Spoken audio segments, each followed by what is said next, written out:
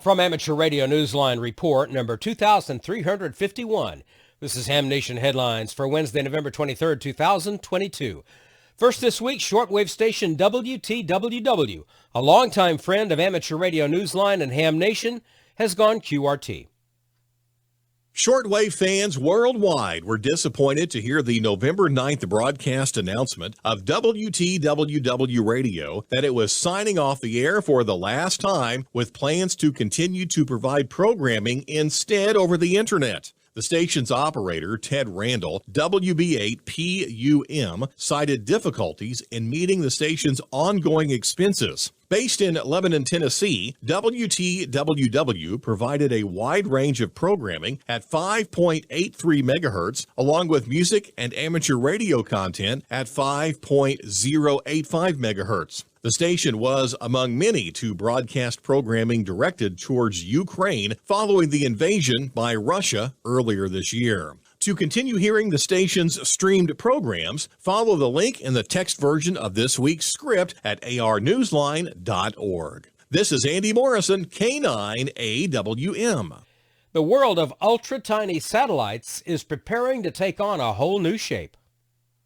What modern music lover doesn't remember compact discs? While that shape is no longer widely used to hold the latest hits or some favorite classics, the compact disc does hold something else: the promise of a new kind of plate-shaped, ultra-tiny satellite. In fact, the DiscSat, as it is called, is in development as a potential replacement for the widely known CubeSat, with the hopes of creating a new standard. Because they are so thin, measuring 1 inch or 2.5 centimeters wide, many can be launched at the same time, stacked inside a payload for later deployment on an individual basis. Although its dimensions can be changed, the demonstration DiscSat also measures 1 meter, or not quite 40 inches, in diameter, leaving plenty of room for solar cells. Engineers hope the DiscSat will prove suitable for very low Earth orbit, offering low atmospheric drag and the ability to stay up in space for longer periods of time. That kind of compact disc would indeed bring music to everyone's ears. This is Ralph Squilacci, KK6ITB.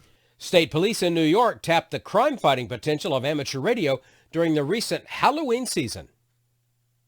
In New York State, the Pumpkin Patrol has been an amateur radio holiday tradition since the mid-1980s, pairing hams with New York State Police along one of the state's main thoroughfares, the New York State Thruway. The Thruway extends from Newburgh in the Hudson Valley all the way north to Syracuse. For 5 hours on both Halloween Eve and Halloween night, a traditional time for mischief, New York amateur radio clubs once again worked this year with the state police to monitor checkpoints along the overpasses to ensure motorist safety. According to a report on the website mylittlefalls.org, no suspicious activity was reported. State police said that 15 ham organizations participated, representing 19 counties in New York State. The crime-deterring effort was inspired by an incident in 1976 when a CB radio operator was talking to a truck driver on Halloween when the truck driver's windshield was shattered by a pumpkin that had been tossed at the vehicle from an overpass. CB radio operators began the first Halloween safety patrols soon after, and the effort grew from there. This is Sel Emby, KP3-TZD. And that's all from the Amateur Radio Newsline, your independent source for amateur radio news for 4 decades and counting at arnewsline.org.